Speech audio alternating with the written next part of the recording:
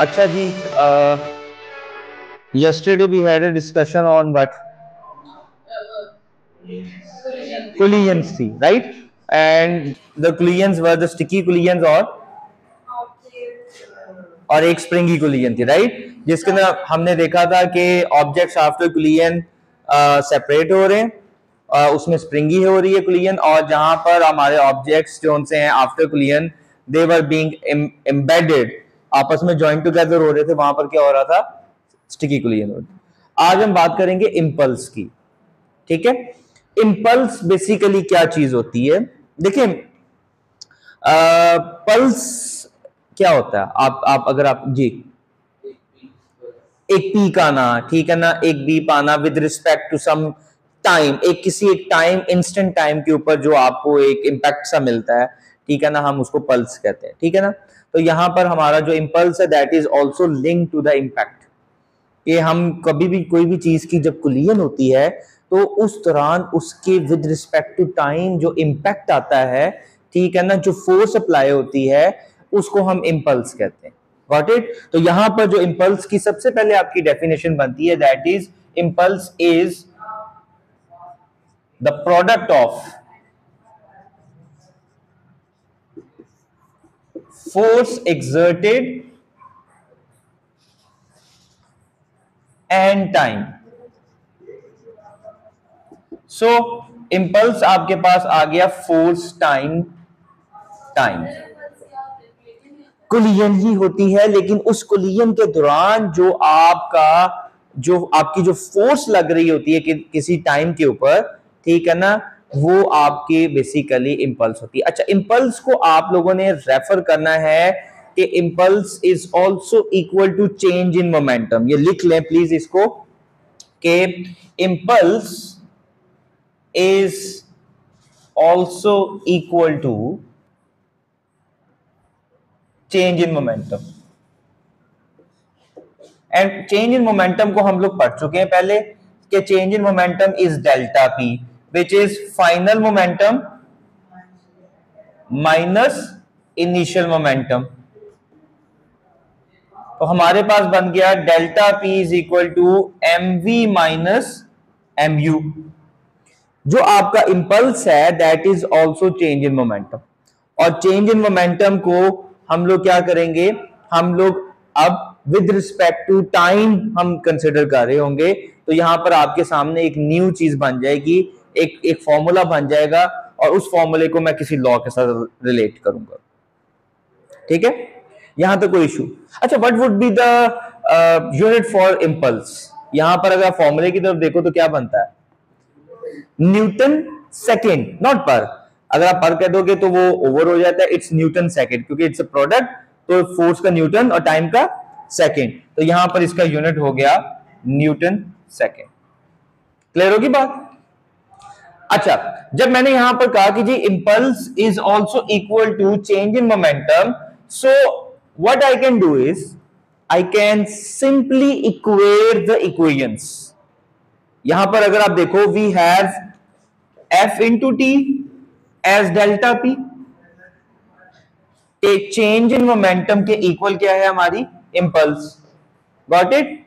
तो अगर मुझे चेंज इन मोमेंटम कैलकुलेट करना हो, I can simply take the product of force and the time. For example, मैं कहता हूं जी जनाब, a force of 500 newtons is applied on object during collision, and time for collision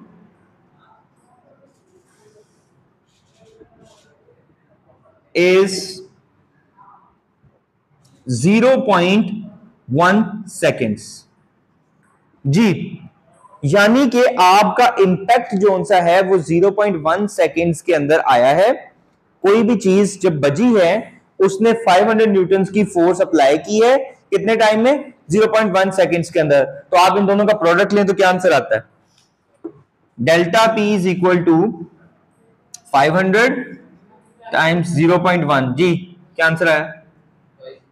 5, okay 5 newtons is the, sorry 5 newton नहीं, यहां पे मैं कहूंगा यहां पर आएगा 5 किलोग्राम मीटर पर सेकेंड, क्योंकि it's a change in momentum. ठीक है, ये चीज आपने हमेशा याद रखनी है कि जब आप चेंज इन मोमेंटम लोगे तो उसका यूनिट आपने चेंज इन मोमेंटम वाला ही लेना है, मोमेंटम का। क्लियर है? ओके, आपके आईजीसीएसई में, जीसीएसई के अंदर दो तरह नहीं 3 तरह से फॉर्मूला यूज होता है। अब आपने इस चीज को अपने नोट के अंदर कर लेना है। If the force and the time is given, या इन तीनों में से कोई चीज दी होगी तो आपने ये फॉर्मूला लगाना है। Got it? और अगर आपको मैस एंड वेलोसिटी दी हो, क्या दी हो? मैस एंड वेलोसिटी, तो बेटा आपने फिर चेंज इन मोमेंटम का ये वाला फॉर्मूला लगाना है। And there are few questions जो कि आपका एक new third form of formula जो सा यूज करते हैं, उसके अंदर आपको एक न्यू इक्वेशन जो कि इन दोनों को इक्वेट करके बनेगी, क्या होगी? देखो, हमने कहा this is change in momentum and this is also change in momentum, तो मैं लिख सकता हूं इसको F time T is equal to mv minus mu। ये फॉर्मूला भी आपके जीसीएसई और आईजीसीएसई के एक क्वेश्चन में लगता है, और आप डायरेक्ट लगाएंगे आपका आंसर आएगा, आप स्टेप से बच जाओगे। क्या होगा कि आपसे सपोज वो फोर्स कैलकुलेट करने को कहते हैं, आपको मैस दिया होगा, वेलोसिटीज दी होंगी, simply plug in the values, आपको फोर्स मिल जाएगी। क्लियर? अच्छा, नेक्स्ट पार्ट के अंदर अगर आप देखो, if you look precisely on this formula, what if कि अगर मैंने फोर्स कैलकुलेट करनी हो, मैं टाइम को क्या करूंगा? शाबाश, तो will I divide the time mv minus mu। Suppose the object has the mass same, मैं m को कॉमन ले सकता हूं क्योंकि दोनों तरफ में m सेम है, तो मैं ये लिख सकता हूं इसको mv minus u over t, and we know that v minus u over t क्या होता है? Final, exactly, acceleration. Excellent job. तो इससे अंदाजा हुआ कि F is equal to m a is actually derived from this relationship, that is the change in momentum relationship. ठीक है ना? तो ये बेसिकली जो आपका F is equal to m a Newton का लॉ था ना, ये चेंज इन मोमेंटम का ही लॉ है एक्चुअल में। ठीक है कि लेकिन हम इसको क्या करते हैं, easy words F is equal to m a पढ़ा देते हैं। ये नोट डाउन कर लें, फिर हम इसके कुछ सिनेरियोस करते हैं। कि देखो, मैं दोबारा रिपीट कर देता हूं, हमने F into t change in momentum पढ़ लिया, हमने पहले पढ़ा था change in momentum m v minus M u. ठीक है, अब हमने कहा कि दोनों अगर सेम है, ये भी चेंज इन मोमेंटम है, ये भी चेंज इन मोमेंटम, तो why not we compare the equations. तो after comparing the equations F times T is equal to M we minus M U, अगर मैं T को उधर डिवाइड कर दूं तो मेरे पास ये फॉर्म आ जाती। अच्छा, फॉर ऑल लेवल स्केल आपके लिए यहां तक ओके है। If you are an A level student, तो अगर आपको रिलेशनशिप को थोड़ा आगे प्रूव करना पड़ता है तो फिर आप इस स्टेप पे जाओ, otherwise it's okay up till here, आपने यहां तक ही कैलकुलेशन करनी है। That's it. क्लियर है? चले,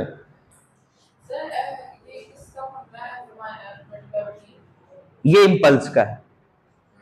ठीक है, और ये चेंज इन मोमेंटम, ये चेंज इन मोमेंटम का। अच्छा, क्वेश्चन आएगा भाई जीसीएसई में और जीसीएसई में, डिफाइन इंपल्स, तो आप क्या लिखोगे? इन दोनों में से क्या लिखोगे?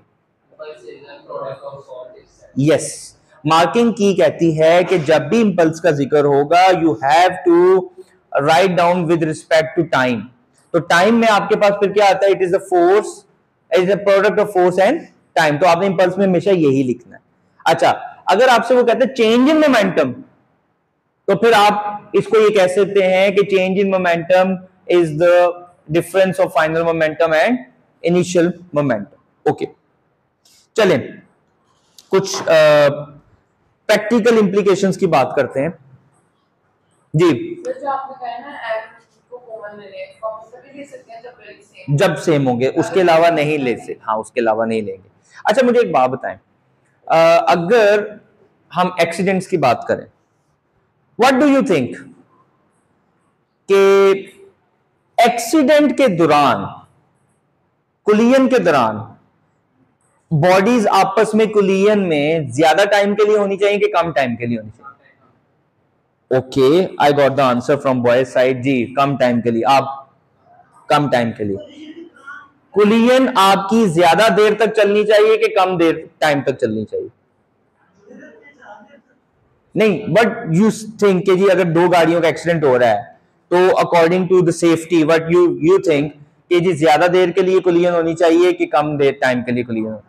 कम टाइम के लिए कुलियन होनी चाहिए जी। इधर से आपने भी कम का, मतलब फॉर एग्जांपल ये दो कार्स हैं, ठीक है ना, अब ऑब्वियस बात है कि जब ये कोलाइड हुई, ये रुकी हुई है कार, या ये दीवार, आप इसको चले, मैं और इजी कर देता हूं, दिस इज वॉल और ये कार है, अब ये कार आकर एकदम से बच के रुक गई कि बजे और कुलियन ज्यादा टाइम तक हो रहे, कंप्रेस होती रहे कार, कौन सी क्या नाम है ज्यादा आपको लगता है कि सेफ है? इन्होंने कह दिया कम टाइम, ज्यादा टाइम के लिए। Why is it so? आप क्यों कहते हो ज्यादा टाइम के लिए और आप क्यों कहते हो कम टाइम के लिए? जब सर्जन स्टॉप करेगी शाबाश, तो ज्यादा डैमेज हो सकता है। अच्छा, ज्यादा डैमेज हो सकता है, ठीक है। यू मीन कि आप कह रही हो कि ज्यादा टाइम तक अगर कोलाइड करते रहेंगे तो कम डैमेज आएगा? चलो ठीक है, ठीक है। अब हम इसको करते हैं जी,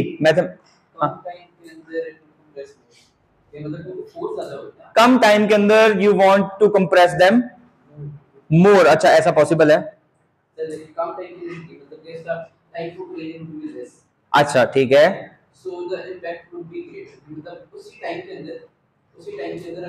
हाँ। अच्छा, ये आप कह रहे हो कि जो कंप्रेशन हो वो ज्यादा चलती है और कम टाइम के अंदर। अच्छा, लेट्स मूव बैक।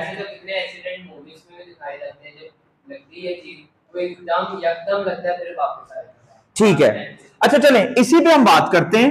बिल्कुल, आप लोगों के आंसर्स जो उनसे हैं। अच्छा मुझे एक बात बताओ कि आप लोगों ने कभी रेसिंग ट्रैक्स को देखा? क्या होता है कि रेसिंग ट्रैक्स में जब सामने दीवार होती है तो उस टाइम पे बेटा मुझे बताओ कि उस दीवार के ऊपर क्या लगाया होता है उन्होंने? टायर्स लगाए होते हैं, और साथ उन्होंने क्या कोई ग्रेवल टाइप चीज भी लगाई होती है, बजरी वगैरह फेंकी होती है? फेंकी होती है ना, ठीक है। देखें टायर लगाने से क्या हुआ?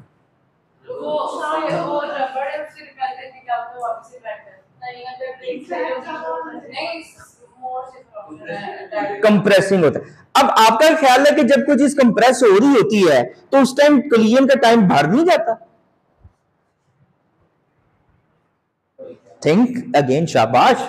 मैं आज चाहता हूं कि आप लोग अपना कॉन्सेप्ट खुद क्लियर करो। देखो यहां से मुझे आंसर आया कि फौरन से गाड़ी रुक जानी चाहिए, यहां से मुझे आंसर आया कि नहीं सर टाइम लगना चाहिए रुकने में, तो फिर मुझे आपकी तरफ से एक आंसर आया कि सर टाइम कोलिजन के अंदर कंप्रेशन ज्यादा देर चलनी चाहिए। तो अब जरा गौर करो, हम चाहते हैं कि कोलिजन जो सी है अब ज्यादा देर तक कंप्रेस होती है, तो जब टायर लगाया तो गाड़ी तो मोशन में है, तो टायर अब कंप्रेस होना शुरू हो गया, तो तब भी तो गाड़ी मोशन में और आहिस्ता आहिस्ता रुक रही है, तो टाइम भर नहीं गया? टाइम भर गया ना। तो बेटा याद रखें कि जो आपका कोलिजन का टाइम है ना, this is the collision time. जो टाइम हम टी लिख रहे हैं ना यहां पर, ये कोलिजन इंपैक्ट का टाइम है। जब बॉडीज आपस में एक दूसरे के साथ कांटेक्ट में आ चुकी हैं, ये उस टाइम का, उस वक्त को हम कंसिडर कर रहे हैं। अब गौर करना, अगर हम delta P is equal to F into t को लें और हमने फोर्स कैलकुलेट करनी हो, तो हम चेंज इन मोमेंटम को किससे डिवाइड कर रहे हैं? तो जितना ज्यादा टाइम होगा उतनी कम फोर्स नहीं होगी। यही वजह है कि जितनी आपकी सेफ्टी मोटर व्हीकल्स के लिए सेफ्टी रखी जाती हैं, they include the buffer space zone, collision zone. आगे गाड़ियों के बंपर नहीं लगे होते, क्या जरूरत है बंपर लगाने की? आप एक मेटल शीट को भी खूबसूरत करके लगा सकते हो। बंपर बेसिकली एक एडिशनल टाइम को क्या नाम है रखने के लिए कि कुलियन के दौरान कुछ टाइम आप बाय कर सको। जितना ज्यादा टाइम लेगा उतनी कम फोर्स बनेगी, वरना क्या होगा, जोर से आप गाड़ी को जाकर दीवार में मार दो एकदम से, ज्यादा डैमेज तब होगा कि एक गाड़ी चल रही थी और उसके पीछे जाकर कुलियन होगी, क्योंकि दीवार खड़ी है और आप एकदम से रुक गए हो, तो उससे इंटरनल इंजरीज भी हो जाती है। अब समझ लग गई, जितना आपका ज्यादा टाइम होगा कुलियन का उतना इंपैक्ट, उतनी फोर्स कम हो जाएगी at a certain change in momentum, क्योंकि चेंज इन मोमेंटम तो उतना ही रहना है। गाड़ी ने तो 100 की स्पीड से बजना हाईवे पे, अब 100 की स्पीड से गाड़ी अगर दीवार में बजेगी ज्यादा डैमेज होगा कि 100 की स्पीड से गाड़ी जो सी है वो किसी चलती गाड़ी में बजेगी ज्यादा डैमेज होगा, क्योंकि उधर इंपैक्ट में फौरन से चेंज इन मोमेंटम आ रहा है। अंडरस्टूड? क्लियर होगी बात? चलो सेकंड चीज जो सी है, अब एक और समझ लें आपने। How many of you have heard about the airbags? Airbags क्या काम है जी एयरबैग्स? दे इन्फ्लेट, इंजरी बचाने के लिए, कि जब आप इनर्शिया की वजह से इंपैक्ट के दौरान आप आगे की तरफ को जा रहे होते हैं तो एयरबैग्स बेसिकली आपको पीछे कर देता है and it provides a cushion zone. ठीक है, आपका कुलियन टाइम भी बढ़ जाता है और आपके डैमेज होने के खतरात, इंजर्ड होने के कम हो जाते हैं। क्या व्हाट इफ कि अगर आपका एयरबैग ही रॉकेट बन जाए फिर क्या होगा? फिर क्या होगा? Yes, and it happens, and ये एक आपका बेसिकली बेटा, this is what I always say that, कि आपका अक्सर औकात उन्होंने कहा होता है कि do not put anything on the dashboards. और करना, suppose this is the dashboard of a car और इधर एयरबैग सॉकेट है, जिसमें कुलियन के दौरान एयरबैग को क्या करना है? खोलना है। Got it? Let's assume that आपने इसके ऊपर एक एयर फ्रेशनर की बोतल लगा दी और इस एयर फ्रेशनर की बोतल का वजन जो सा है वो बेटा है आपका 0.10 किलोग्राम्स। क्या है? आपने ऊपर डैशबोर्ड पे बोतल रख दी या कोक का कैन रख दिया, एक्सीडेंट हो गया, एयरबैग क्या करेगा? खुलेगा और ये बोतल क्या करेगी? It will become a bullet projectile towards your face. आपकी बेशक एक्सीडेंट से डेथ हो ना हो, इससे हो जाएगी। नंबर 1 हो गया। अब हम इसको कैलकुलेट करते हैं। लेट्स अज्यूम दैट कि एक एयरबैग हमने कितने किलोग्राम की कहा है? ओके, अब जरा हम कैलकुलेशंस करेंगे। लेट्स अज्यूम दैट कि टाइम लगता है एयरबैग को खुलने के लिए 0.001 सेकेंड्स। हम कहते हैं जी 1 मिली सेकेंड के अंदर एयरबैग खुल गया, और इतना होना भी चाहिए, तभी तो आप सरवाइव कर सकोगे। अब हम क्या फोर्स कैलकुलेट कर सकते हैं? क्या हम इसकी वेलोसिटी कैलकुलेट कर सकते हैं कि किस वेलोसिटी से निकला है? तो चलो चेक करते हैं। हमारे पास आ गया जनाब delta P is equal to F into t. अब इसका चेंज इन मोमेंटम जो सा है वो आपने अभी कैलकुलेट कर लेना है। और टाइम कितना हमारे पास आ गया? ये ओके। और हमारे पास मैथ आ गया, तो इसको मैं लिख सकता हूं m we minus M you is equal to F into t. Okay जी, क्लियर है? मैथ इसका कितना है? 0.10 टाइम्स v माइनस, इसको आप लिख लें जी 0.10 टाइम्स 0, क्योंकि इनिशियल वेलोसिटी इसकी क्या थी? 0 थी, is equal to f into t. अब यहां पर t की वैल्यू डाल दो, 0.0 v minus 0 is equal to f into, ये कितना आ गया बेटा? 0.001 सेकेंड्स। तो ये आ गया 0.10 v ओवर ये values is equal to f। कहने का मकसद ये है बेटा कि ये बहुत बड़ी वैल्यू हो जाएगी।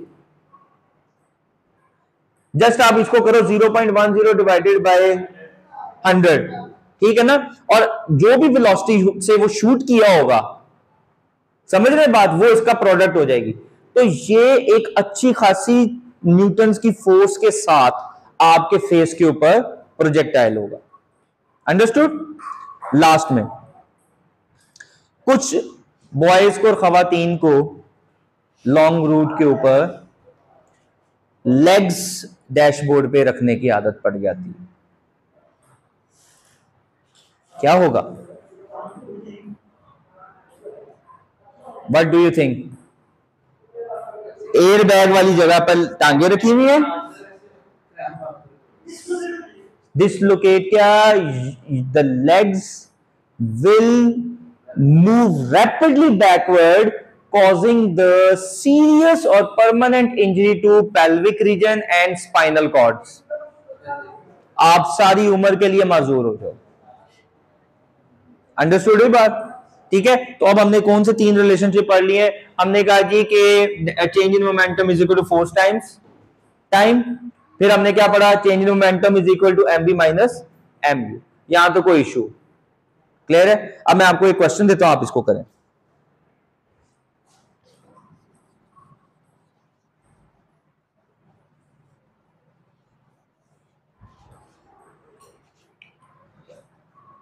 A ball of mass 0.10 kilograms initially at rest is hit with force of 500 newtons.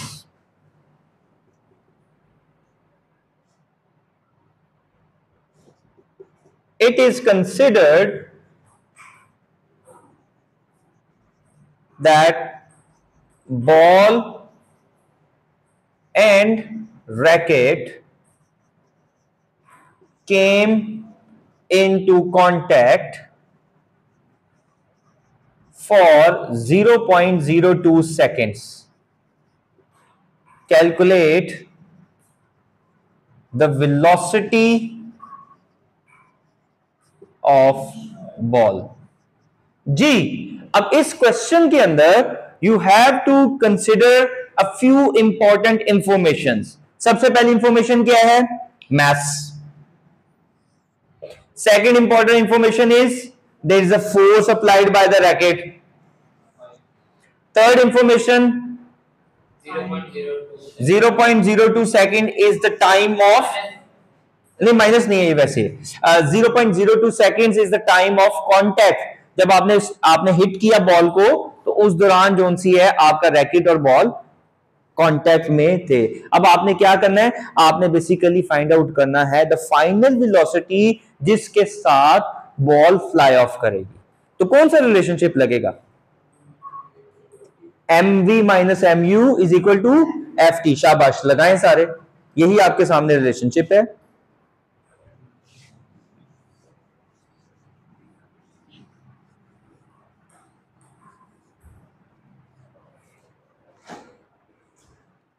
Ji, M V sorry M we minus M you is equal to F into T. जी, प्लग इन द वैल्यूज। अच्छा, ball initially क्या है? Rest पे है, तो इसका मतलब उसकी इनिशियल वेलोसिटी क्या होगी? यस, वो लाजमी इसको रखिएगा।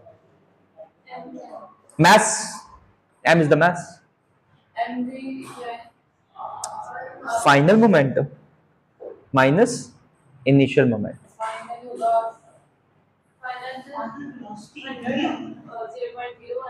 जी, मैथ देखो 0.10 v, क्योंकि फाइनल वेलोसिटी आपने कैलकुलेट करनी है। इनिशियल वेलोसिटी एज यहां से अब आपको आइडिया हो जाएगा। As the ball was at rest, तो आप इनिशियल मोमेंटम क्या कर देंगे? और फोर्स कितनी लगाई थी आपने, और कितने टाइम के लिए लगाई थी? जी, अब आप इसको कैलकुलेट कर सकते हैं।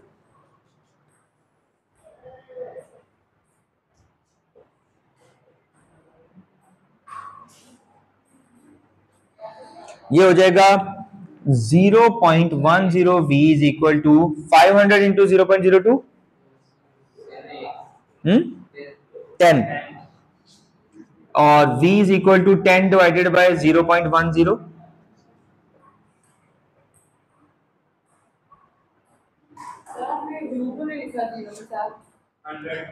मैंने उसको जब आपका कोई भी ऑब्जेक्ट 100 आ गया, जब आपका कोई भी ऑब्जेक्ट बेटा स्टार्ट में ही रेस्ट पे है ना तो उसका मोमेंटम ही जीरो हो जाएगा, तो इसलिए हमने उसका इनिशियल मोमेंटम जीरो ले लिया जी। 10 डिवाइडेड बाय 0.10 हाँ 10 डिवाइडेड बाय जी 100 आ गया। 100 मीटर्स पर सेकंड की वेलोसिटी से आपकी बॉल जो सी है वो फ्लाई ऑफ की। क्लियर हो गया जी। ये था हमारा चेंज इन मोमेंटम और इम्पल्स। ओके